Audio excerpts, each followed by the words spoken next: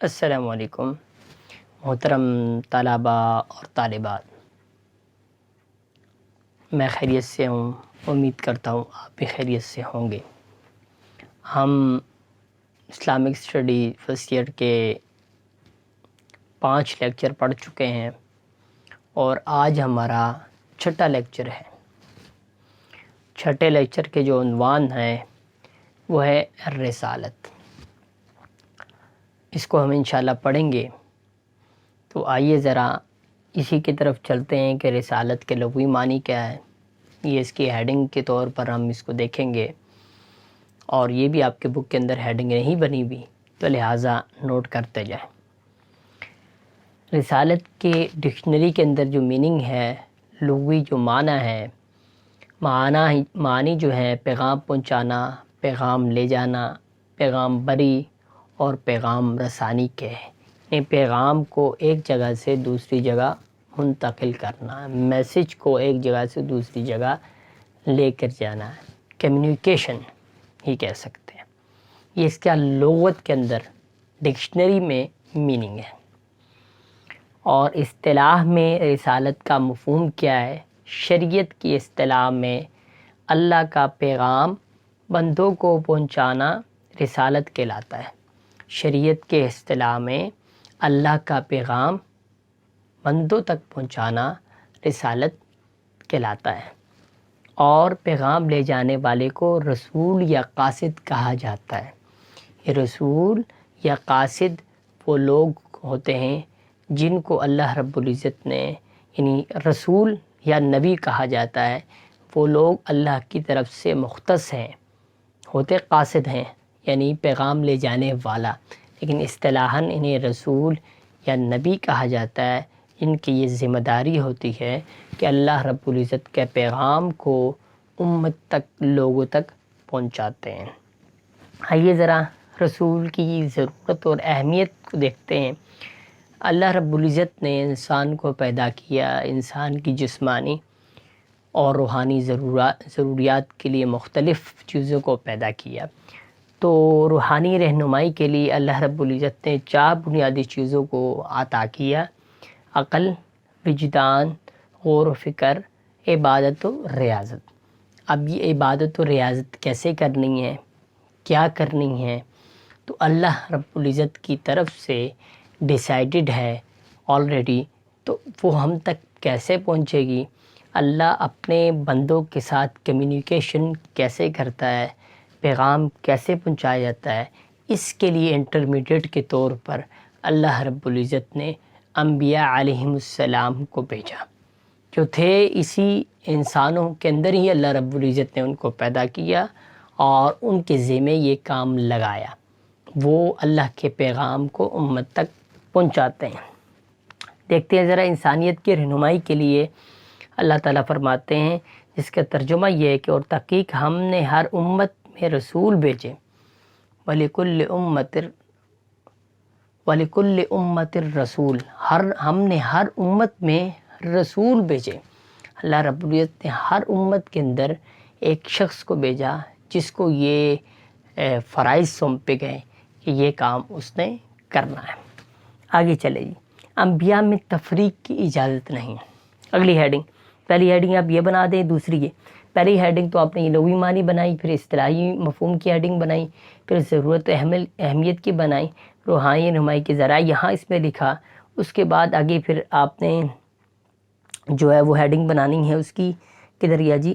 انبیاء میں تفریق کی اجازت نہیں، انسانیت کے رہنمائی کی ہیڈنگ۔ اس کے بعد انبیاء میں تفریق کی اجازت نہیں، لا نفرق بین احد، یہ نہیں ہے کہ حضرت موسیٰ کو ماننا ہے، حضرت عیسیٰ کو نہیں ماننا، حضرت عیسیٰ کو ماننا ہے، حضرت محمد رسول اللہ صلی اللہ علیہ وسلم کو نہیں ماننا۔ لا نفرق بین احد، کسی نبی کا انکار نہیں کر سکتے۔ پریویس جو ہم نے لیکچرز پڑھا، بلکہ شروع لیکچر میں ہم نے پڑھا تھا کہ وَلَكِنَّ الْبِرَّ مَنْ آمَنَ بِاللَّهِ وَالْيَوْمِ الْآخِرِ وَالْمَلَائِكَةِ وَالْكِتَابِ وَالنَّبِيِّينَ، کہ بڑی نیکی تو یہ ہے کہ انسان اللہ پر ایمان لے کے آئے، وَلَكِنَّ الْبِرَّ مَنْ آمَنَ بِاللَّهِ وَالْيَوْمِ الْآخِرِ، یوم آخرت پر ایمان لے کے آئے، والملائکۃ، اور فرشتوں پر ایمان لے آئے، والکتاب، اور کتابوں پر، والنبیون، نبیوں پر۔ کسی ایک نبی کی انکار کرنے کی اجازت نہیں۔ تفریق کا مطلب یہ ہرگز نہیں ہے کہ سارے نبی ایکول سٹیٹس کے ہیں۔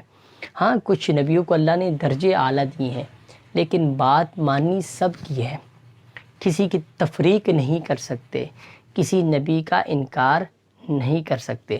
تلک الرسل فضلنا بعضهم علی بعض نبیوں کو بعض رسولوں پر فضیلت فوقیت حاصل ہے، جس طرح محمد رسول اللہ صلی اللہ علیہ وسلم تمام رسولوں سے، تمام انبیاء سے کیا ہیں؟ افضل ہے۔ لیکن کسی نبی یا کسی رسول کا انکار کرنے کی ہرگز مکمل طور پر قطعاً اجازت نہیں ہے۔ آگے چلے جی، تفریق کرنے والے، اچھا جی یہ ہو گیا۔ تفریق کرنے والے کو قرآن نے کیا کہا؟ قرآن نے کافر کہا ان لوگوں کو جو انبیاء علیہ السلام میں سے بعض کو مانتے ہیں اور بعض کا انکار کرتے ہیں۔ تو اگلی ہیڈنگ ہے تفریق کرنے والے کافر، جو لوگ منکر ہیں اللہ اور اس کے رسول سے اور چاہتے ہیں کہ فرق نکالے اللہ میں اور اس کے رسول میں، اور کہتے ہیں کہ ہم مانتے ہیں بعضوں کو اور نہیں مانتے بعضوں کو، اور چاہتے ہیں کہ ہم نکالیں اس کے بیچ میں ایک راہ، ایسی لوگ کافر ہیں۔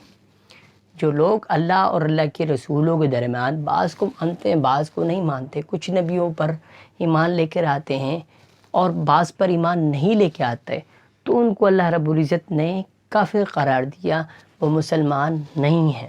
یعنی ایک شخص کہتا ہے کہ میں حضرت موسیٰ علیہ السلام کو تو مانتا ہوں لیکن محمد رسول اللہ صلی اللہ علیہ وسلم کو نہیں مانتا۔ ایک شخص کہتا ہے میں آپ علیہ السلام کو تو نبی مانتا ہوں لیکن حضرت موسیٰ علیہ السلام کو نہیں مانتا، تو قطعاً وہ دائرہ اسلام میں داخل نہیں ہو سکتا۔ تمام نبیوں پر ایمان لے کر آنا ضروری ہے۔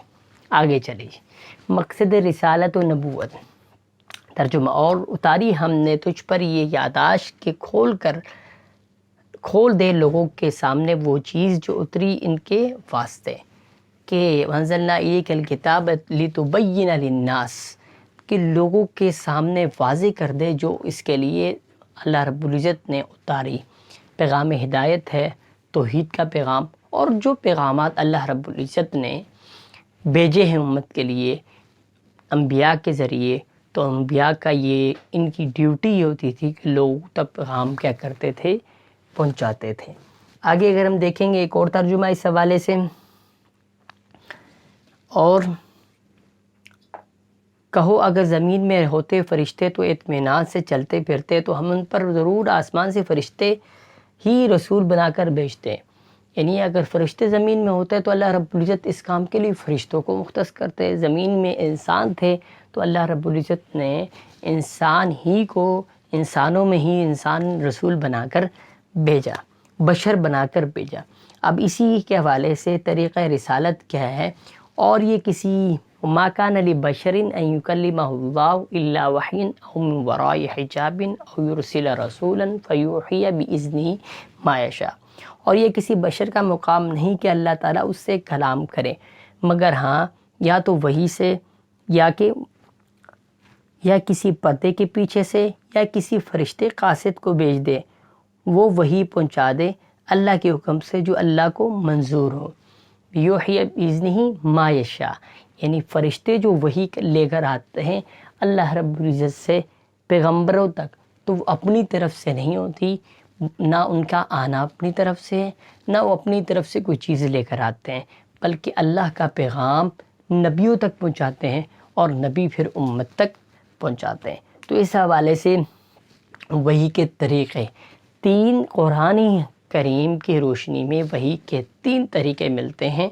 وحی کے طریقے، چپکے سے کوئی بات کے ذریعے اپنے پیغام کو بھجواتا ہے، یعنی اللہ تعالیٰ جب نبیوں سے کلام کرتا ہے، وحی کرتا ہے تو تین طریقوں سے کرتا ہے۔ نمبر ایک، چپکے سے کوئی بات کے ذریعے اپنا پیغام بھجواتا ہے، چپکے سے دل میں کوئی بات ڈال کے پہنچاتا ہے۔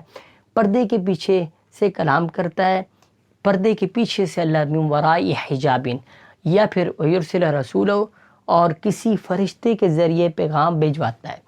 تو تین طریقہ کار ہو گئی قرآن مجید کی روشنی میں کہ وحی کو کیسے پہنچایا جاتا ہے۔ تو اس میں چونکہ وحی کا لفظ بھی آ گیا، یہ بھی آپ لوگوں کا بہت اہم شارٹ کوسچن ہے، وہ بھی دیکھ لیتے ہیں۔ وحی کے لغوی معنی دل میں چپکے سے کوئی چیز ڈالنا اور اشارہ کرنا، یہ اس کا لغت کے اندر ڈکشنری کے اندر معنی ہے، اور اس کا مفہوم کیا ہے؟ اسلام وحی سے مراد اللہ کا پیغام ہے جو اس نے اپنے کسی رسول کی طرف فرشتے کے ذریعے نازل کیا ہو، براہ راست اس کے دل میں ڈال دیا ہو یا پردے کے پیچھے سے اسے سنوا دیا ہو۔ وہی جو آیت کریمہ کا ترجمہ ہے وہی اس کا مفہوم بنتا ہے۔ تو یہ آپ کا مختصر سا آج یہ لیکچر ہم نے آپ کے لیے پیش کیا۔ ایک چیز بڑی اس کے چونکہ ابھی جگہ اس حوالے سے نہیں تھی کہ میں وہ آپ مینشن کر دیتا، تو اس میں کافی کلیئرٹی بھی ہے، اور ایک سوال بھی یہاں بن سکتا ہے، طلباء پوچھ سکتے ہیں کہ صرف نبی اور رسول میں فرق، یہ بہت اہم سوال ہے، نبی اور رسول میں کیا فرق ہے؟ تو رسول کی کچھ باتیں تو ہم نے یہاں پر پڑھ لی، تو انشاءاللہ اگلے لیکچر میں میں آپ کو نبی اور رسول کا بنیادی جو فرق ہے وہ آپ کے ساتھ انشاءاللہ شیئر کروں گا۔ تو آج کے لیے آج کے لیکچر کے لیے اتنا ہی کافی ہے، اور اگر آپ کو کوئی سوال ہے تو آپ بلا جھجک کمنٹس کر کے پوچھ سکتے ہیں، یا جیسے بھی آپ رابطہ کرتے ہیں ویسے آپ پوچھ سکتے ہیں۔